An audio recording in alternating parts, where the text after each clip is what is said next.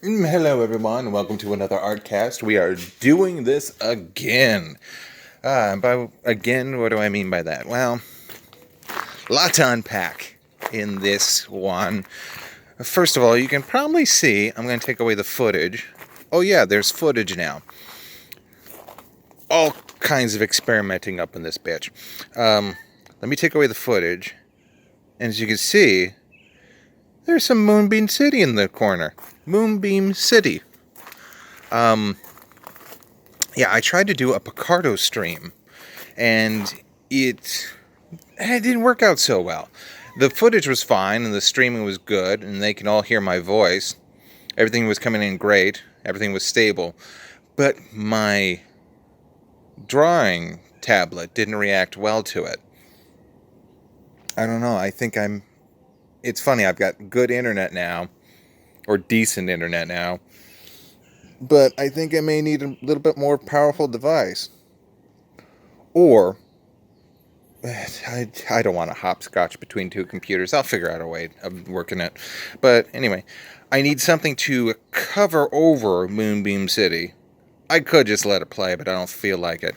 But anyway, look at these lovely flowers. I need some footage to cover that, and I got a wild hair up my butt. That's a fancy Southern way of saying I have a notion or an idea.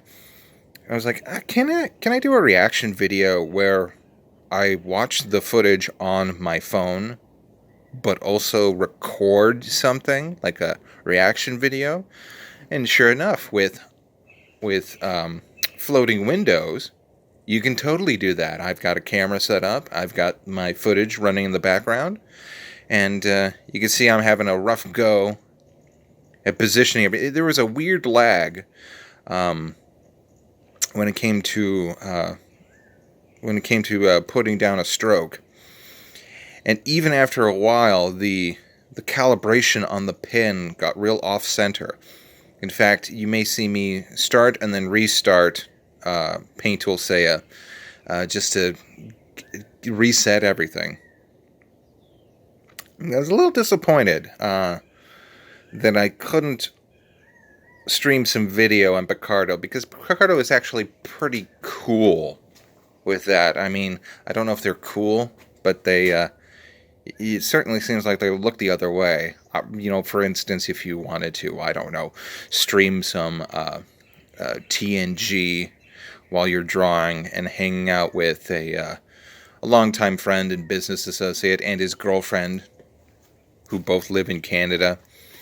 But anyway, yeah, just trying out different things.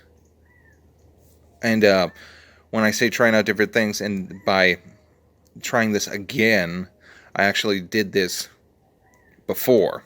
Didn't have enough storage on the phone, though, so it kind of didn't process the video after it was done. I had to go back into floating windows and actually set the SIM card as the storage spot. So that'll be, hopefully, this will work out again. God, I love Moonbeam City. Really underrated show. I don't know.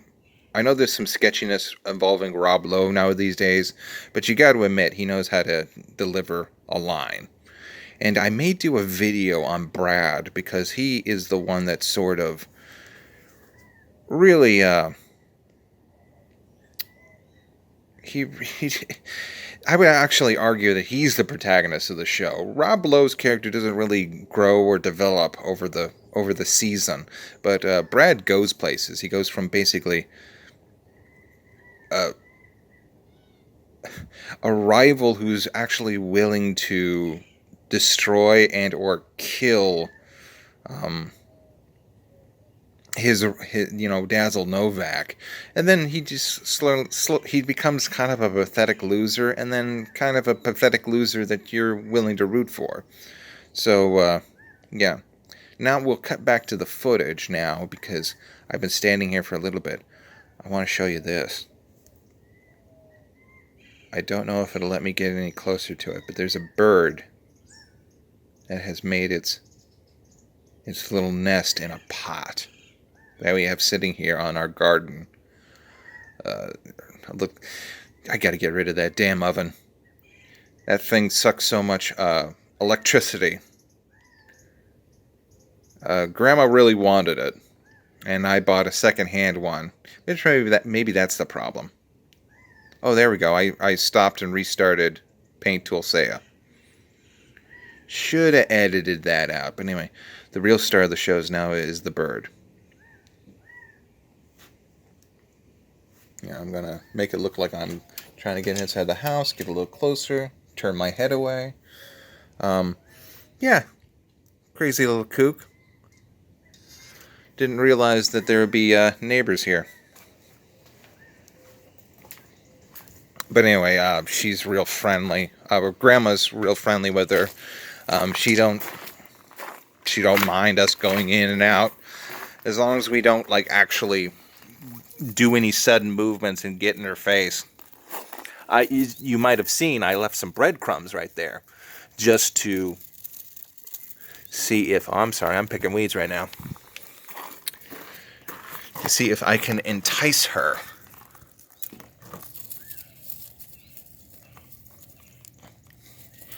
So yeah, I was just like, oh, I could probably do reaction shots to in this format. Get out here, work in the yard a little bit like I do, and still produce some videos.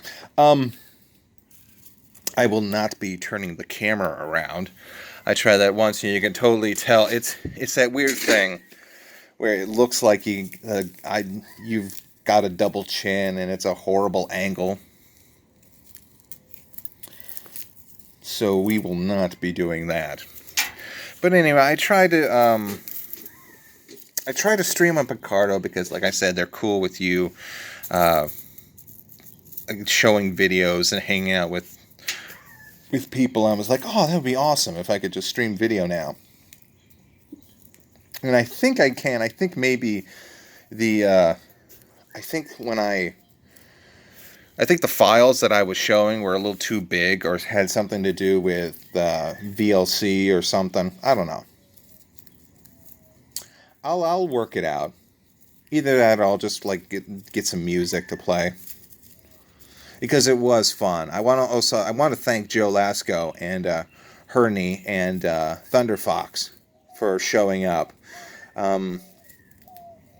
I've admired their artwork for a long time, and it was just really kind of reassuring to be like, oh, if I jump back into this, then people will show up, and we can have some fun talking about things. We had actually a lot to discuss about. First of all, pardon me.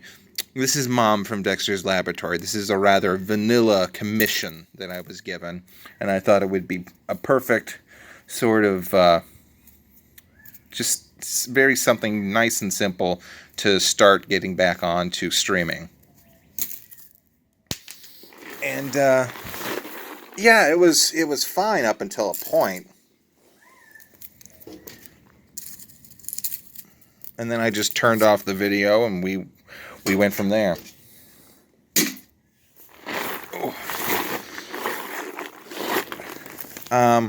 We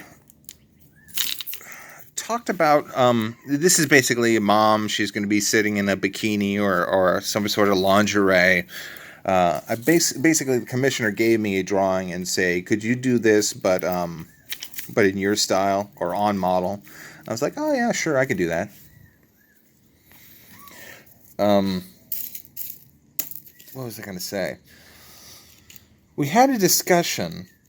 I was wondering if Mom actually wore gloves in the pool episode, and most assuredly she did not. But we came to the consensus that either way, it just looked weird.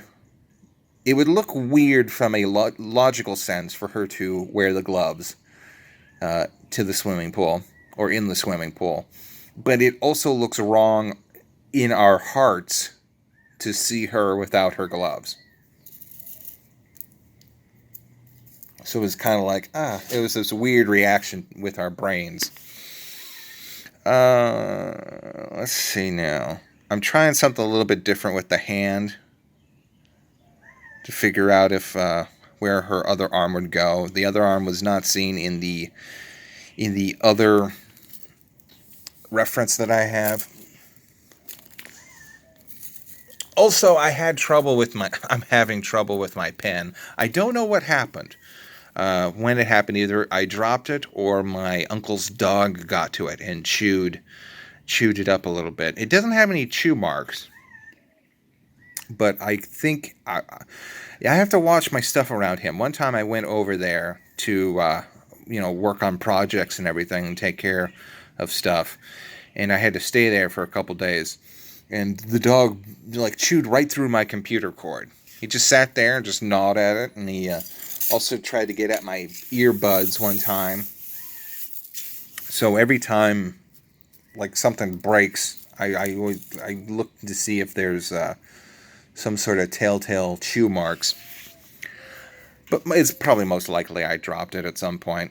But the tip of the pen started to chip away. In fact, now the copper coils that sort of magnetize the tip of the pen are now exposed to the air, and the actual the top of it actually has give and wiggle. I tried my best to tape it up again. I took duct tape and electric tape, and I cut it into very thin threads almost, and I tried to brace it against the plastic that was still there to try and stabilize it, because it really was affecting performance, and it still is now. It's like one of those things that you don't want this with a digital pen, but it's that thing that happens with all pencils, all pencils, where one end will wear down and give you a broader stroke, while the other one you kind of twist it around and it will give you that thin line. It's the same with the digital pen now. Also, the consistency is weird. The pressure is off. I've ordered another one. It's heading over here. It'll be here maybe in about 2 more weeks. I don't know. I always have horrible luck with the actual mail, but I always manage to get some deals. In fact, the pen I got at a great time because I bought it during XP Pens. That's the tablet. I have an XP12. I bought it during a spring sale, which means that I got, instead of $35, I got it for $20, which is, hey, good for me. A little bit of bad luck, a little bit of good luck. That's good. The yogurt contains potassium benzoate. Ooh, that's bad. But yeah, luckily, and you might see this later on, luckily Seiya has really great vector tools, and this character lends herself very well to just, straight lines and exact curves. So I was able to kind of knock it out that way. Also, we were talking about, I don't know how the discussion got there. We were talking about, oh, yes, that's right. Herney came up and he said, speaking of moms from, Dexter's lab, there's Mandark's mom, and how she was pretty cute, too. Voiced by the same voice actress, Kat Sose. Oh, and also, Joe pointed out that I'm basically just drawing Maddie Phantom, Fenton from Danny Phantom. And I was like, yeah, same voice actress and everything.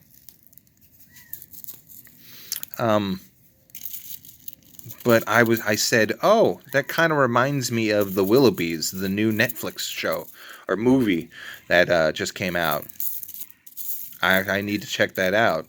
Because you have the girl with the glasses and the long red hair, and I think that's why I started watching Moonbeam City again, is because the Will Forte, he plays both the eldest son of the Willoughbys, the one who, from the trailer, you can tell is just sort of enamored with having a legacy.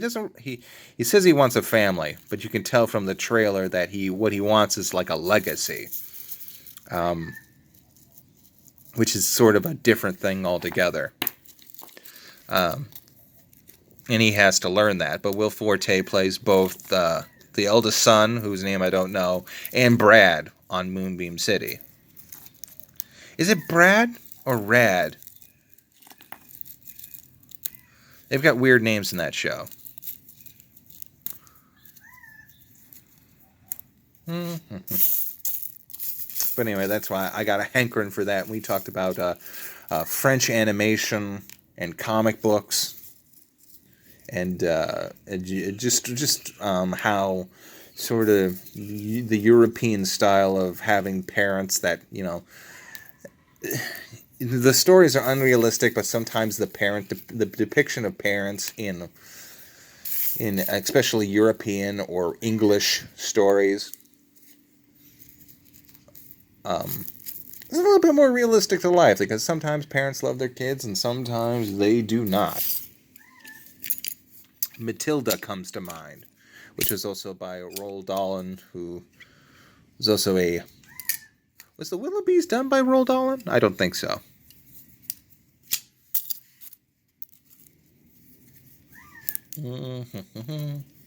Yeah, that's looking nice. We were talking about Lucky Luke and stuff like that. But anyway, I want to again thank you guys for showing up. That was sort of a real kind of shot in the arm.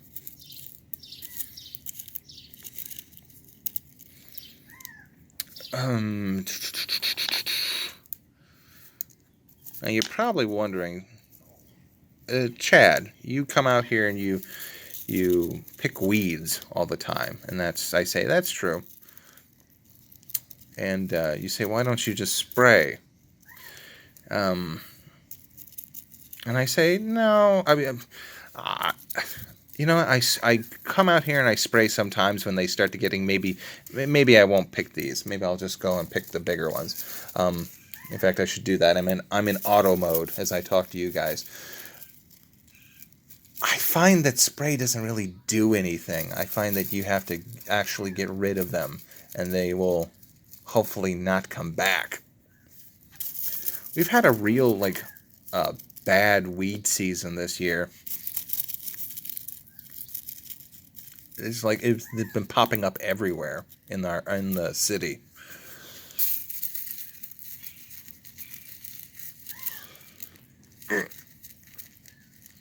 Come on, baby. Yeah, there we go. That's a good one. I've always wanted to do this to see if there's any AMSR reaction to me just sitting out here and plucking out these little suckers. Oh, there we go.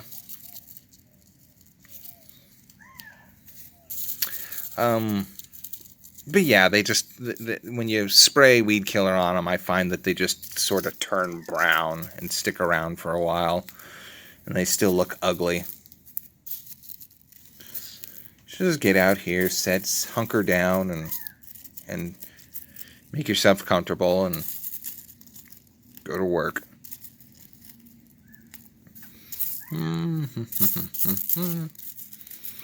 Speaking of experimenting with videos, I guess I'm a little note that I have for my last snack break.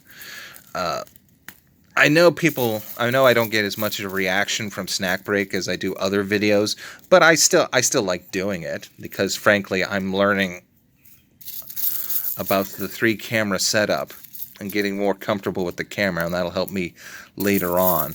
But this last time I did a very stupid thing. I tried to color correct within the camera as opposed to the video editor. On the laptop I was running the cameras to, the footage looked very dull, very desaturated, And I was like, oh God, this is going to look horrible. So I added a bunch of filters to OBS and was like, oh, this will make everything look bright and colorful. And it did on that one computer. Then I get it back to my main desktop setup where I got all my video editors and my capture cards installed and everything. And I was like, oh, okay. And I get there and it's like the colors are way too bright and they're off. They're like really weird. I was like, oh, I've ruined it. I didn't ruin it that bad, but it was just kind of going at. It was noticeably weird. I was like, okay, well then I just have to learn to, if there's something wrong with the color, try and correct it after the fact, not within the camera, because that will ruin the footage. Also, that one laptop may just be like really bad compared to the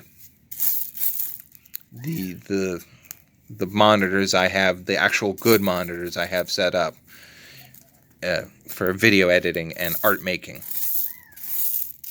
And then that made me think about, it's like, oh, that completely changes the way we all view media, doesn't it? Because you could have like someone view just different setups mean different results for your artwork, doesn't it? Or watching a movie. It reminded me of The Relic. Remember that movie? There was a huge discussion. People have done video essays on it, but basically the gist is that the director says, I'm sick of horror movies being shot where the character says, oh, I'm in the dark, but you can see everything as an audience. It's almost like an extra perception that the audience members have. And he says, I really want to actually show everything, use lights as the lighting. And this was before, I guess, you could like digitally edit the lights around and make everything look like it's in the dark. Or enhance it in a way. So he shot it, and it looked actually it looked great because he used like almost not natural lighting, but he used like light from the lights, the flashlights and stuff like that, and it looked great in the theaters. And then when it got to home video, people hated it. I remember actually renting it one time from Blockbuster and being like, "Oh, this is horrible. I can't see anything." And true enough, it's because that the lower resolution of VHS was not up to par as, say, a movie projector. So there you go. And then I took it a step further. I was like, do all humans have the same perception when it comes to that? I was just thinking, like, my retinas might be different from your retinas. I mean, we've all got a sort of an established, a sense of color. Like when you go to grade school, you're told something is blue, and you just realize that that's blue. And unless you have color blindness, then that's fine. Green is green, and blue is blue. But do we really all have the same concepts of blue? Do we all really have the same concepts of green? Is there like little differences between our perceptions? The monitors really bring that to the forefront as a concept.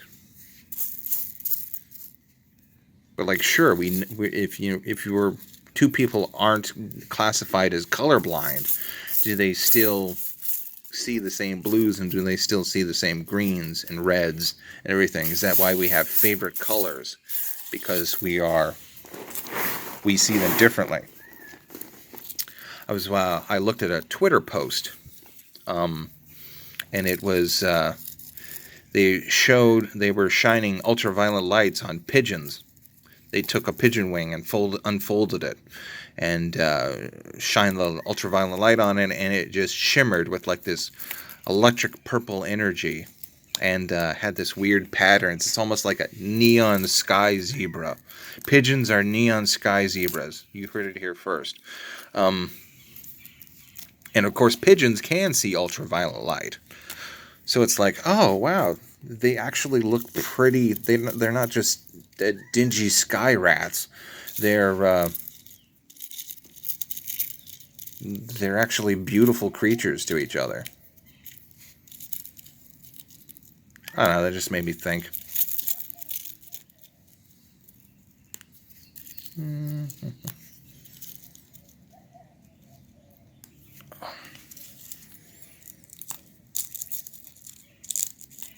Yeah, again, I'm working with the vector tools because I just kind of got frustrated and I was like, I don't want to do that. It works fine with sketching because sketching is, it's not precise. But I like to be precise when I ink things, and it really, really, really is not responding the way I would like it to.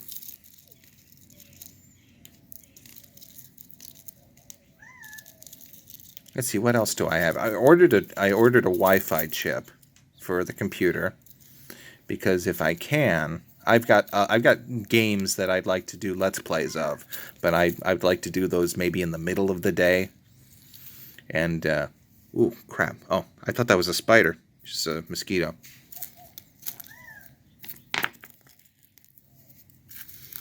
So if I can move the computer around, the main one, then that'll be nice. I ordered the pen and I ordered a HDMI to mini USB thing for the phone to see if I could actually capture the footage coming from the phone to the capture card. I mean, let's see if I could do it. I looked it up and that's how it works.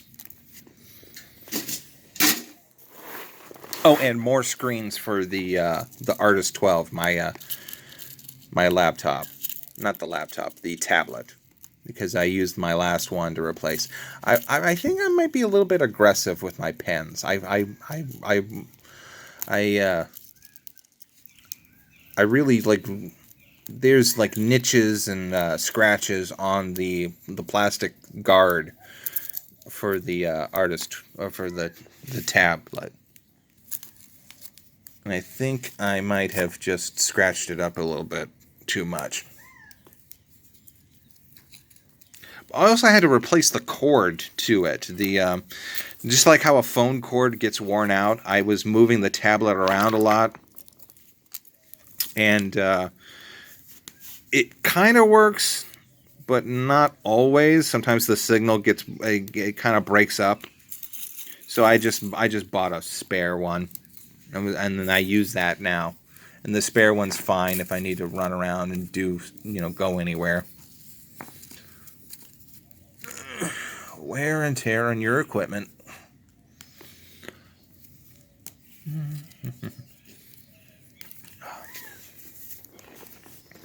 What time is it? Yeah, I gotta go and get... I got maybe 10 minutes to before we gotta get ready. I don't know why we're going to the ear doctor during this social distancing. All the scammers are, by scammers I mean medical professionals, not the ones that actually risk their lives to help us, but like doctor administration. They wanted to do a follow-up with grandma, but they wanted to do it over the phone.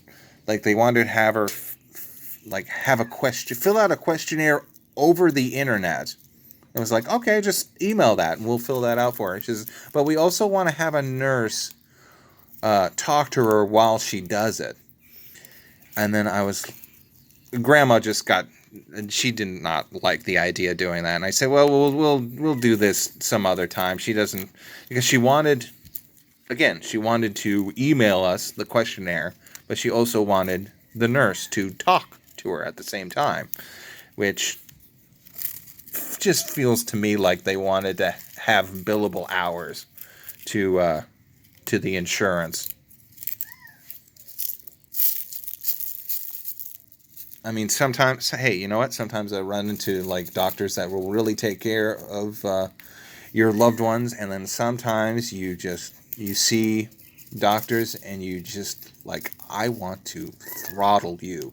You are a quack, and you are endangering people. Specifically, this one doctor we had, the grandma's old heart doctor retired, and we got a new one. He's supposed to be the head of the department, and he wanted a fresh batch of tests. Meanwhile, grandma was having a problem with her medicine that was basically making her anemic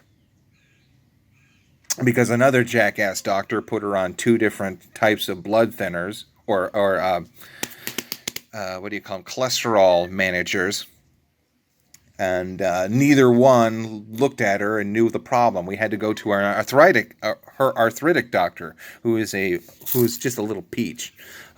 She's adorable. She's maybe about 4 feet high. A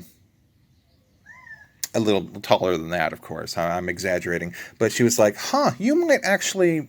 What medicines are you are taking?" And she says, "Why are you on two different types of statins?" It's like, thank you for helping us. But anyway,